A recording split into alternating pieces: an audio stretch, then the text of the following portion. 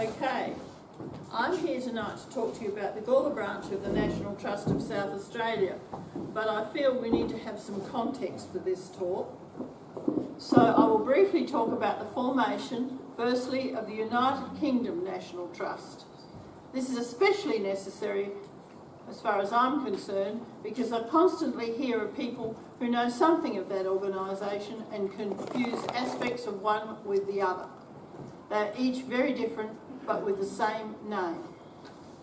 UK National Trust was first called, I love this name, the National Trust for Places of Historical and Scientific Beauty in 1895. I don't know what the scientific beauty was, but anyway, that was part of their title. The world's first national trust was a non-profit company incorporated under an Act of the British Parliament in 1907. Each country within the UK has its own national trust, National Trust Scotland, and so forth. They all draw together under the title of United Kingdom National Trust. England's National Trust was first based in the large, well-endowed centres. In 1901, English National Trust ran a big appeal to buy and protect land in the Lakes District. It was more than a lobby group, it took action. The Trust quickly learned to refuse properties without support by way of a bequest to provide for its financial stability. A lesson slowly still being learned here in Australia. It is a big problem. UK National Trust has the support of lotteries, providing a huge pool of funds, something we don't have in Australia. There have been several attempts, but it is a minefield, so it has never got off the ground. This leads to the expectation that all national trusts have buckets of money. No, sadly not true.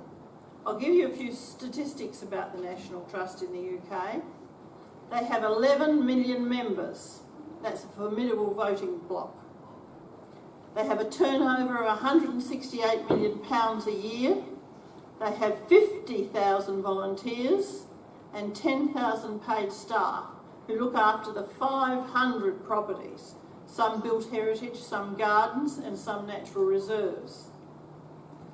Many of these places have very questionable origins and contents. And here's a little political statement.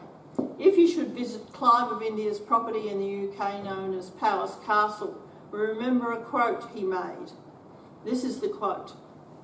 "When you consider the extent of objects available, I marvel at my own restraint." In other words, he stole them all.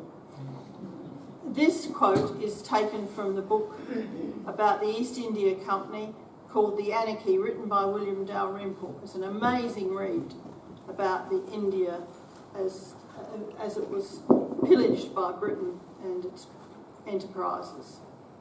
I'll give you a little tip just here.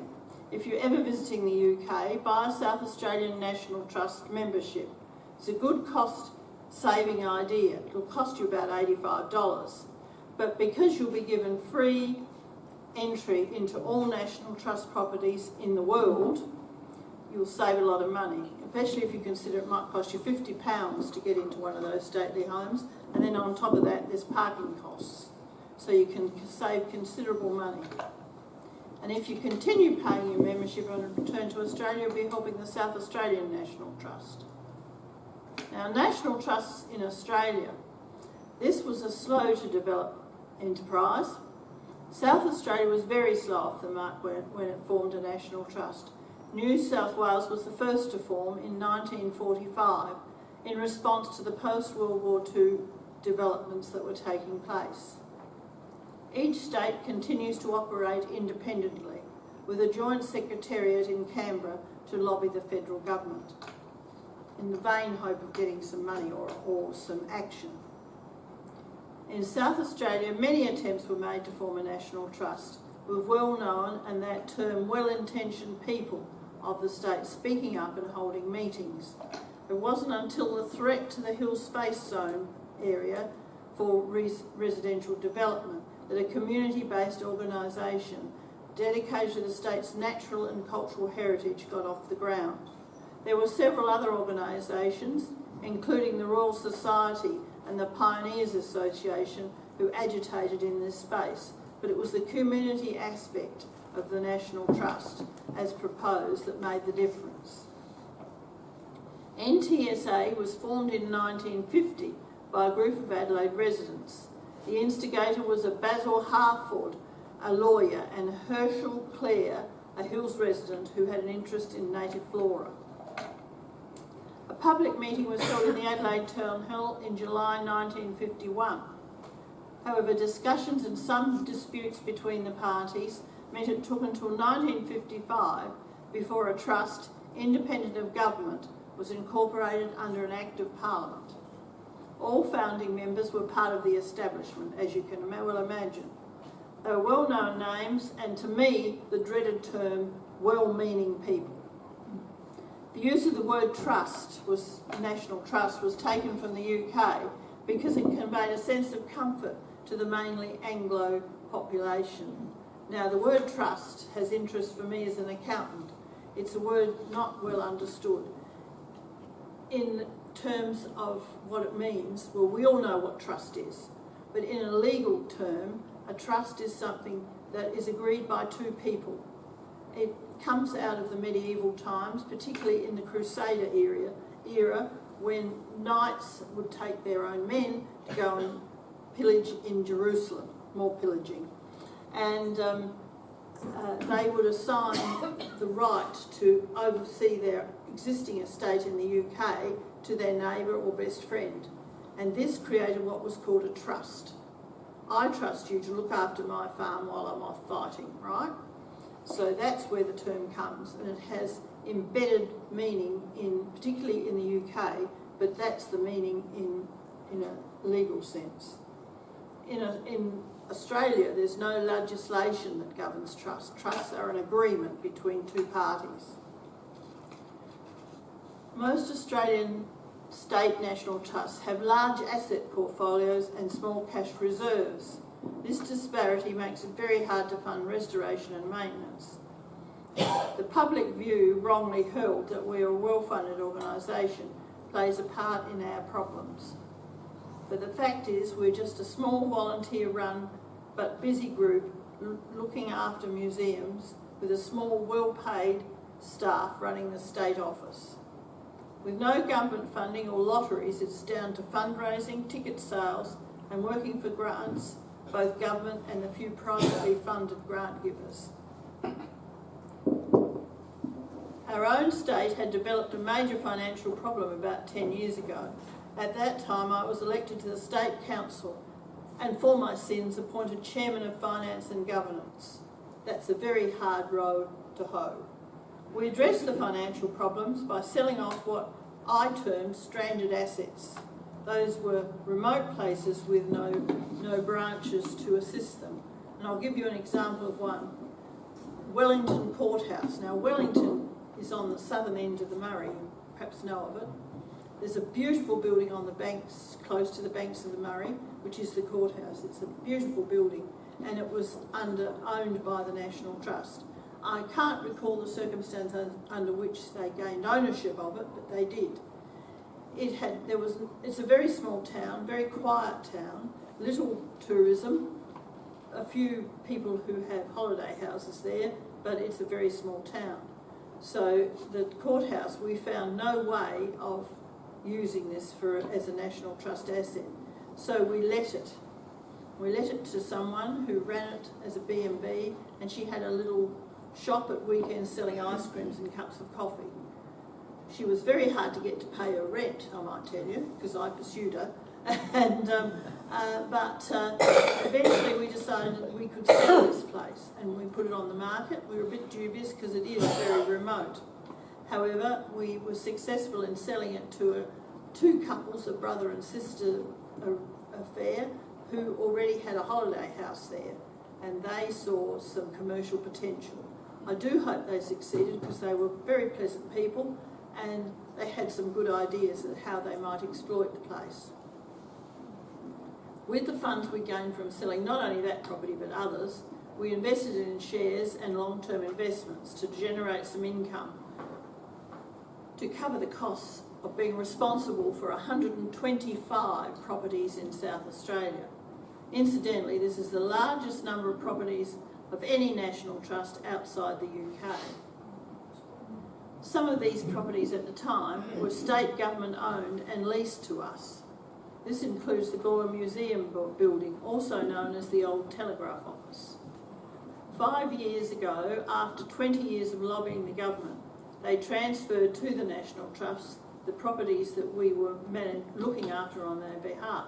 This was a good outcome in terms of building your asset portfolio, but it didn't change the financial situation one iota, because the government had never contributed to the upkeep of any of those buildings other than by grant means, which everybody could gain. Many of these properties are managed by the 35 state branches, such as our own, oh, someone wants me. Many of these properties are managed by the 35 branches, such as our own here in Gawler. Branches provide the operation of museums and upkeep of native reserves. It's mine will stop now, Ian. And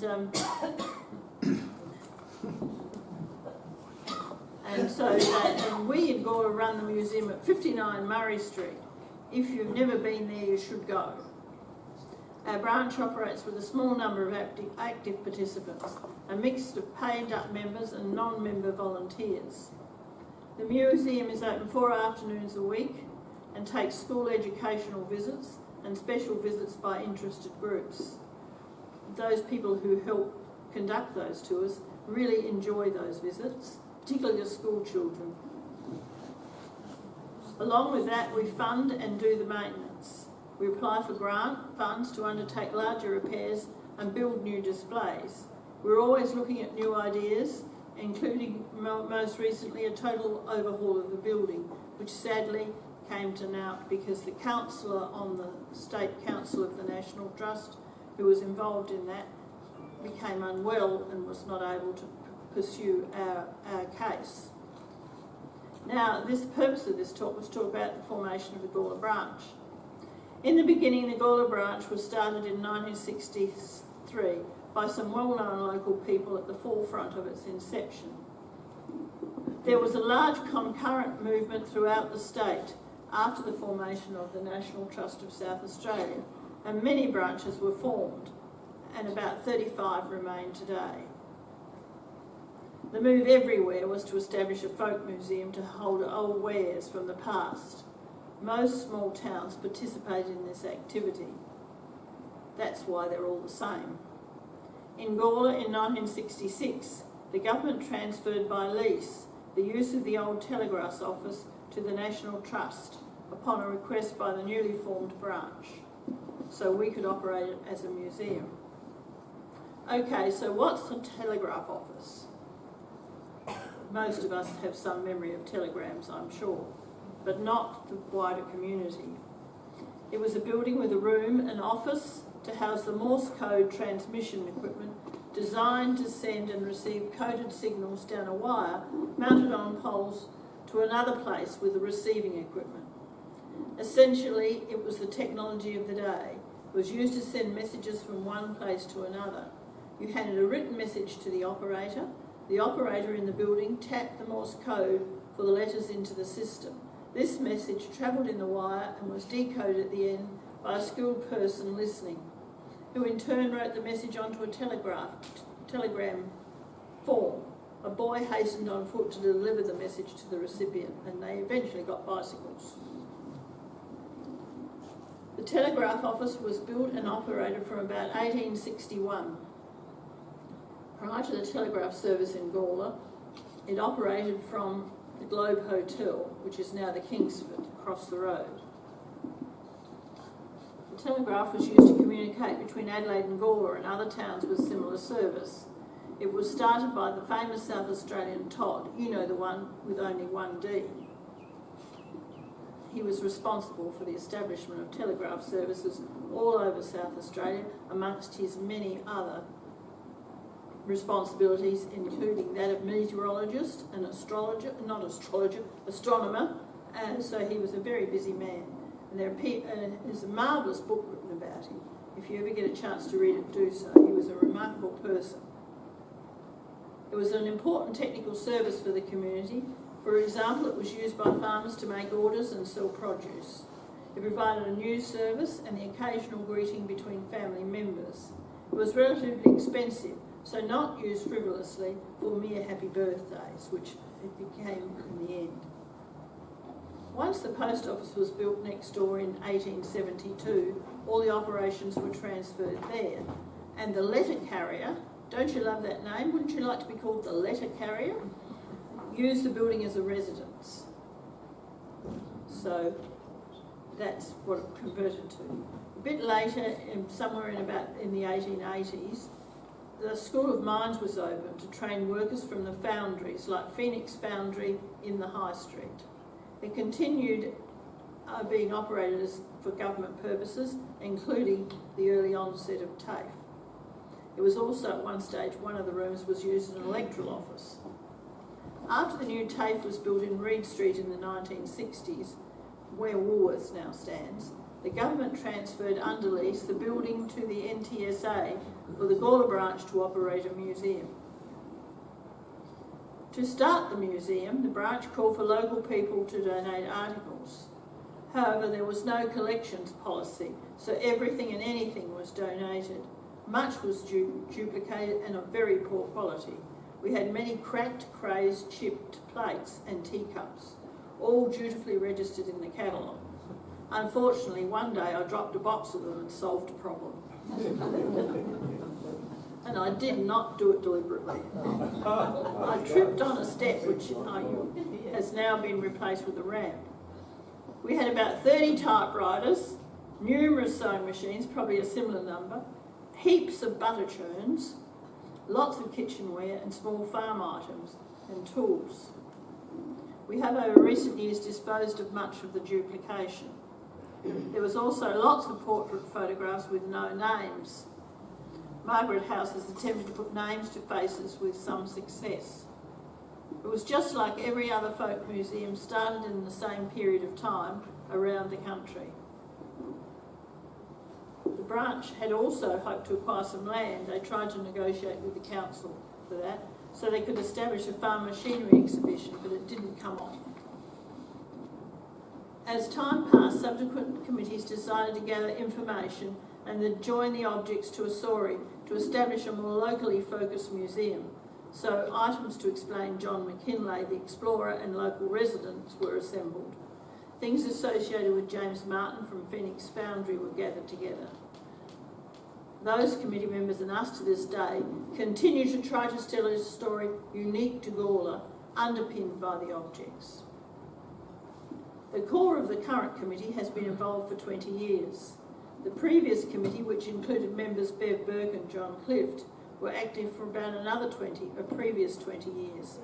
During the operation of this branch, there have been about 4 different teams who each operated for a number of years, all put in an effort of the prevailing day, with little knowledge of museum procedures and not much training, but a lot of goodwill.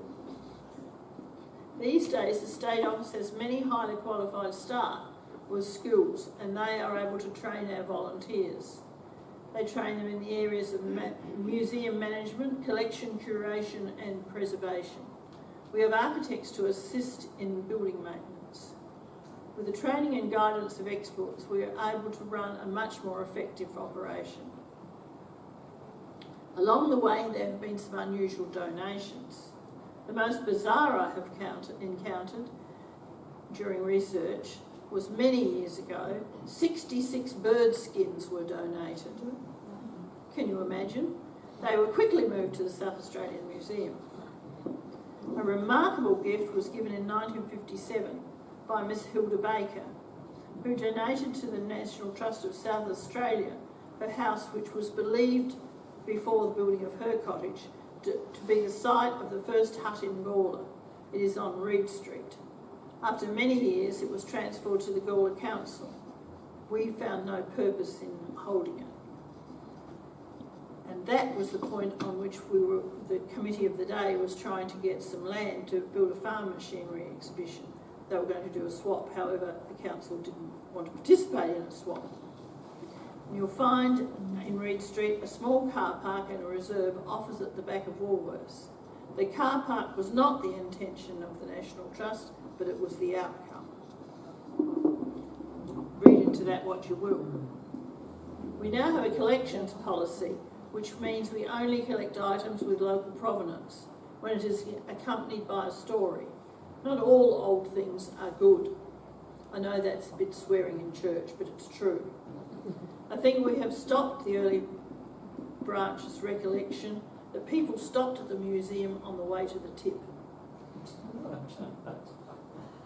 We see our task as preserving objects with stories linked to Gawler's history, both distant and recent. From time to time, the government has lobbied for the preservation of important sites, such as about 40 years ago it spoke up on the retention of the Pioneer Park Ball, which is once again under threat. We have powerful voices but no money to fund the work that may be necessary. Now, here's a little plea. We are always seeking helpers, perhaps those with skills or a desire to man the museum. Everyone is welcome. Recently, two of our team built a small ramp between two levels of the floor. The step I fell over and dropped the box. I'll never be able to drop another box of china. Little jobs like that are hard to fund, so speak to one of our members here tonight if you have some time and energy, and we'll gladly include you in our happy band. Thank you. If anyone's got any questions, please put your hand up. If I don't know the answer, I'll make one up, okay? Yes? When I was in the Gawler Lions Club, it would have been about middle 90s, I guess. We donated money, and I took the cheque to the museum to pay for a new roof. May not have been reported, but that's what the Gawler Lions did. Well, thank you, Gawler Lions. It was well before my time, but I think there was a new roof put on at about that time. Anyone else? Paul? Yeah, a few years back I donated some of my military stuff to the Keswick Museum, the army one, and they said although we'll accept it, it may never see the light of day because of the amount of stuff that they've got. Yes. So do you have it, how do you rotate the stuff that you've got? You do Well, that we try to rotate stuff. We're a very small premises, so rotating things. We do have a storage area, but it's very hard to rotate things. And there's also a degree of inertia. We've got to get the enthusiasm to change displays. I mean, we have a display about John McKinlay, which has been there for more than 20 years. Now, it's very interesting to learn about John McKinlay. One of my favourite characters, I might say. But it is very hard to get the steam up to do this. And you've got to know what you're going to replace it with. So, you know, it is a problem.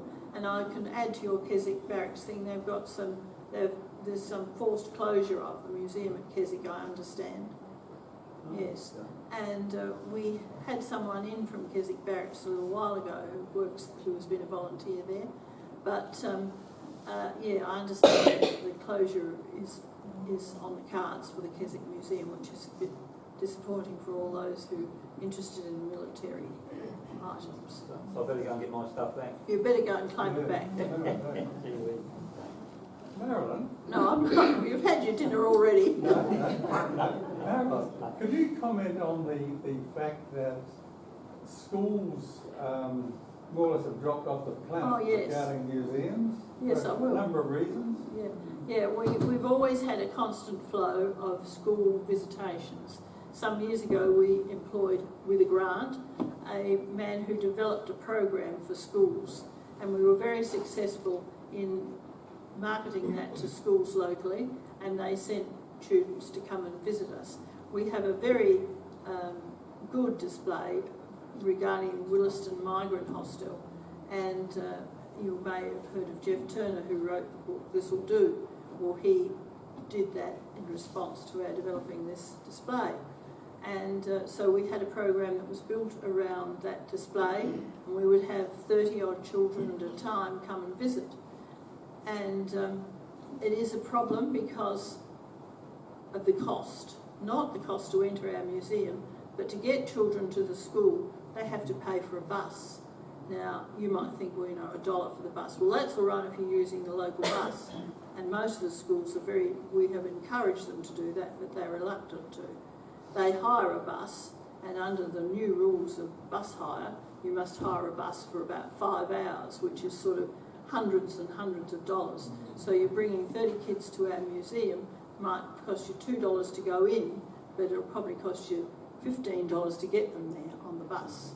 So it is a financial problem to get kids to the school. I mean, some schools, the closest ones, walk their kids there, which is really good.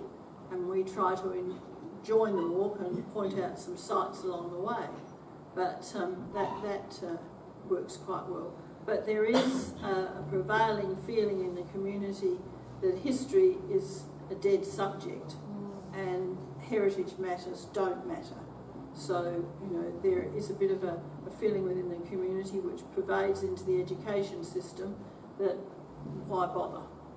So if you can encourage people to take an interest in heritage matters and history in particular, would be a good thing. Thank you. Yes, Ian? Do you have any connection with Roseworthy College?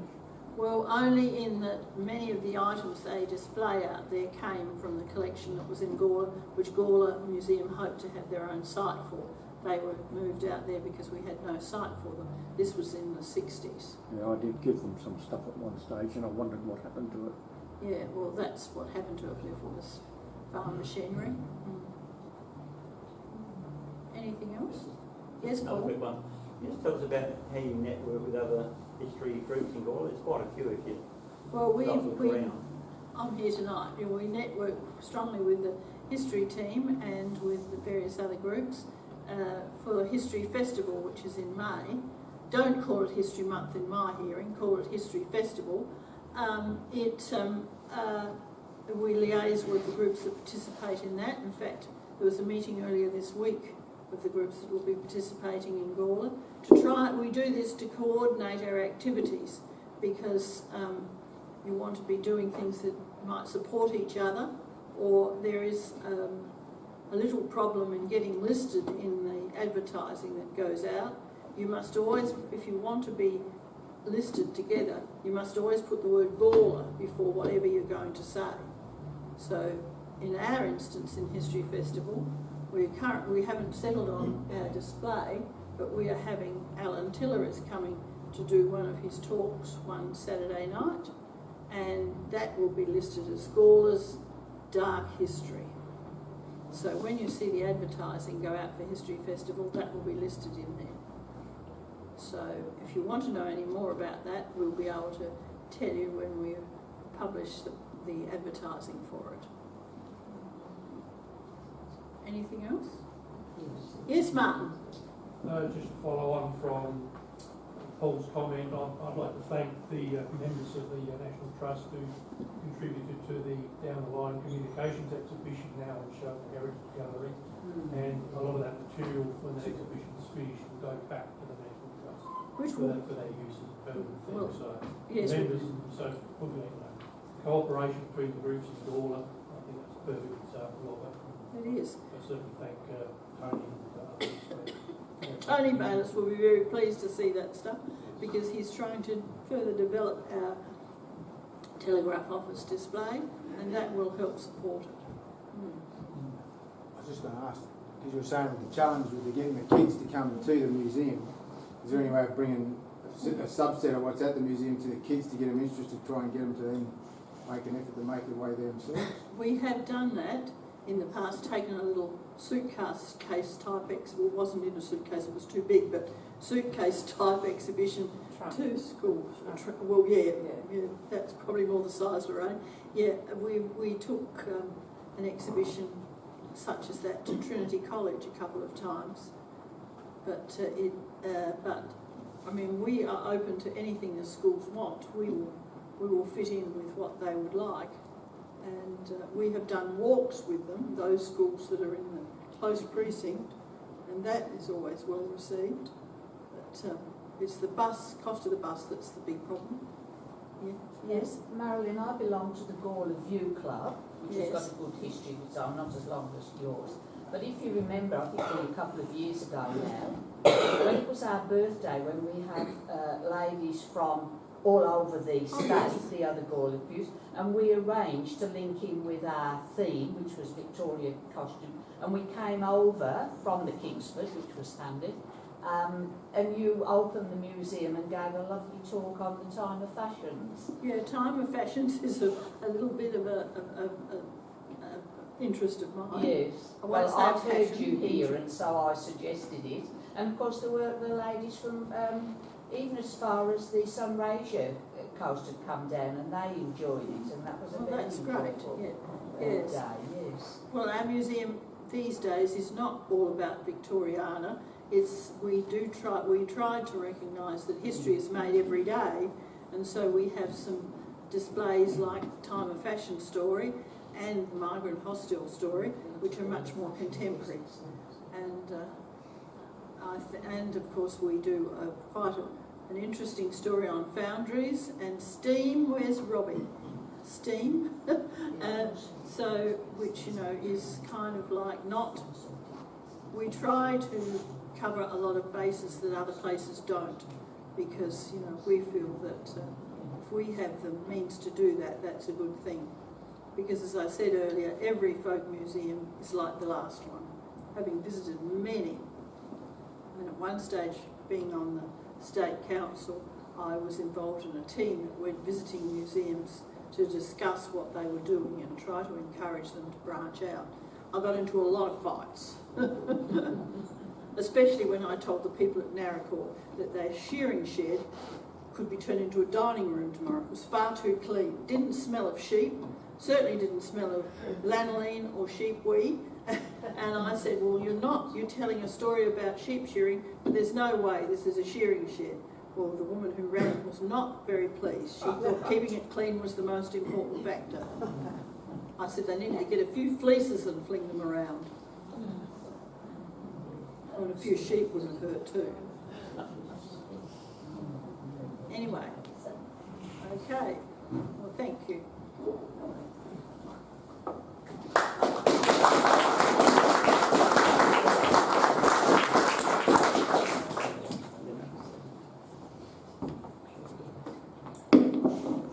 Thank you very much, Marilyn. And just the information of members, the Gawler History team quite often gets donations coming in, and as you know, we don't keep hard copies, we don't keep statues, we don't keep books. So we have an arrangement that we vet all the donations, and we may take pictures of them, put them on our website with hopefully a history with them as well. But we also network with the Heritage Centre with Jacinta Weiss, and also with the National Trust as well. So anything that comes to us goes to a good home. I don't think anything's gone to the dump yet. You haven't been there? I haven't been to the dump yet. Well, some of the stuff in my house is actually lead lighting that was rescued from the dump by the previous owners when it wasn't popular and they threw it away. They used to go down the dump and put it in the house. Now it's worth money, so it's one of those. So thank you very much, Marilyn. And we've got the first tonight, we've got a husband and wife double team.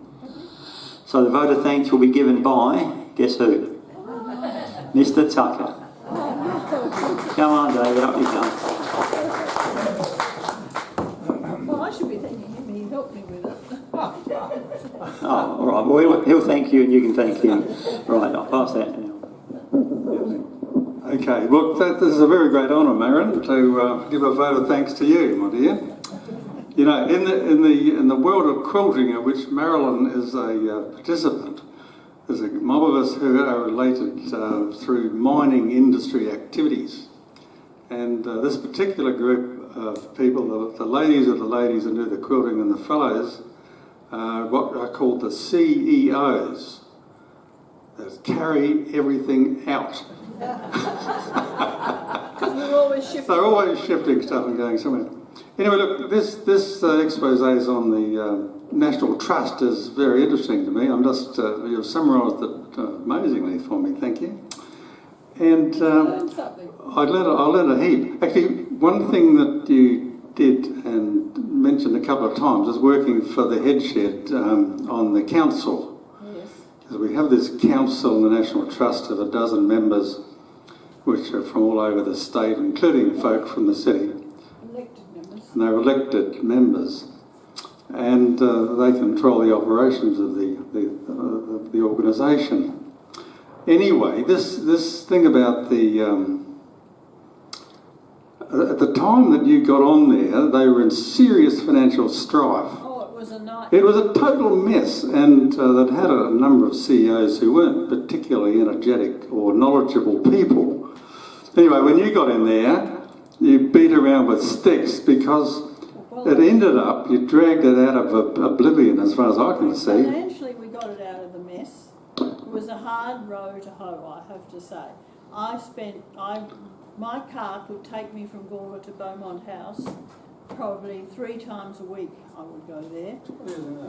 3 times a week I would travel to Beaumont House for meetings, and eventually it gets a bit much. I greatly enjoyed it and I felt it was very worthwhile. But you know, when you're driving home at 10:30 at night and you're feeling very sleepy on the main North Road, it's not a good thing. Well, the solution to that was we had to stay down there, so I used to stay down. we'd stay at the some hotel or another. Anyway, look, moving on from this, the thing which we've touched on is was mentioned here, that you're having a diminishing number of members who are involved in doing the stuff that you enjoy doing. So the doing members, the people who do stuff, are all getting older, falling off the perch. Whoops, there's another one. And looking at history and children, some of this stuff is incredibly exciting. And but my view in looking at what has happened to history in Australia, the teaching profession, even though this thing of history is mentioned in the curriculum in various ways, idiotic ways in some cases, the reality is that there's an odour of Australian history being illegitimate, bad, colonial stuff, and this doesn't encourage teachers to stick their neck out and take kids and teach them some local history. We're going through a bit of a low point, somewhere below worm level, I reckon, at the moment. But hard to know what will bring this around to make children proud of their history, as they should be. Gosh, Australia's a great country. The place gets rubbish from one end to the other by idiots, and just it's a bit of a laugh, really, that they're so successful with their disparagement of Australia. But anyway, hopefully this can be turned around, but it's by the sort of stuff that you guys do here in the history team. And so there are stories out there for people to use. Anyway, and National Trust doing their bit, which is a combination of preserving old buildings as well as telling stories. But anyway, rambling on as I could, I won't. I'd like to thank you very much, Marilyn, for doing. I do have to say this. About 2.5 or 3 years ago, Tomsey said to me, Tucker, I want the date to give a talk to the history team on the National Trust. I said, oh, Brian, grumble. Anyway, I finally concluded I couldn't do it, so I passed it over to Marilyn, who's far more incisive at looking at things intelligently and more intelligent than I would. So well done, Marilyn. I'd like to say thank you so much. Thank you so much. Well done. Good.